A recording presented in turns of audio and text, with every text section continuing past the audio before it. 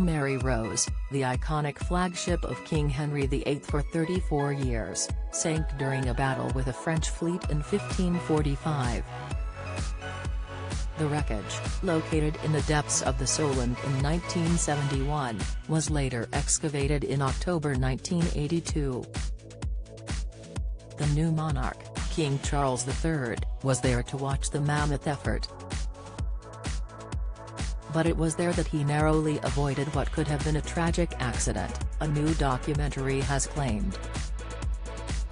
His Majesty was a huge supporter of efforts to lift Henry V's flagship from the seabed of the Solent, the strait which lies between the Isle of Wight and Great Britain, himself diving down to examine the remains to the vessel. Raising the Mary Rose, The Lost Tapes, the Channel 4 documentary, marks 40 years since the excavation took place.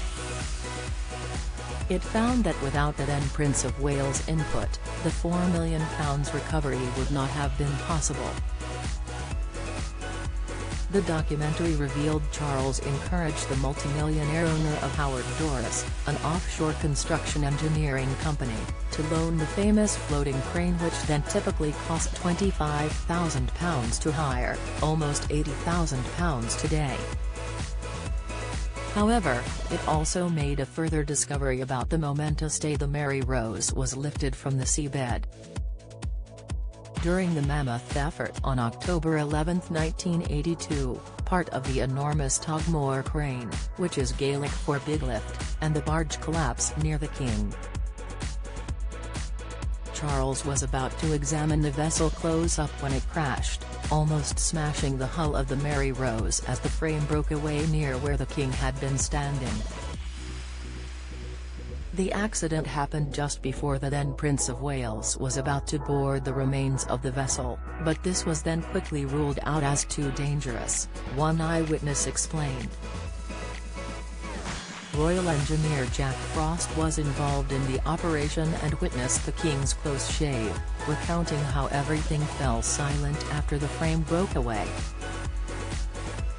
He told the documentary, "You know, the future King of England could have died live on TV, which I think would have changed the whole aspect of the recovery, to be honest. Everything went silent. There wasn't a whisper. No one spoke for what felt like minutes, was probably 10 seconds, but just no one moved." Martin, who worked for Howard Doris and helped build the crane, remembered the moment vividly. In an interview with the Spear website, he said, "I remember when the frame broke the water, and after only about half an hour, there was a loud crack. Everything stopped, and everyone at the office panicked.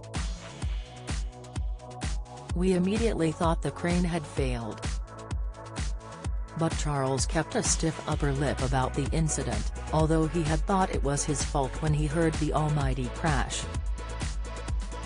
He said, "I will never forget the almighty crash as the chains came down and I thought it was my fault. The important thing is to be British and not panic. So, we didn't and all was well." The remnants first went on display 471 years after it sank just 2 kilometers from Portsmouth. No way back. Andrew's dream returned to royal life in tatters as Charles loses patience. Prince Andrew has no realistic chance of being rehabilitated as a frontline royal once his brother Prince Charles becomes king, a royal commentator has said. Which royals could take on senior roles when Charles becomes king? Find out here. The Mary Rose is one of the first examples of a purpose-built sailing warship and was deployed by Henry VIII during wars against France and Scotland for more than 3 decades. Her demise during the Battle of the Solent in 1545 saw the loss of a staggering 500 soldiers and sailors.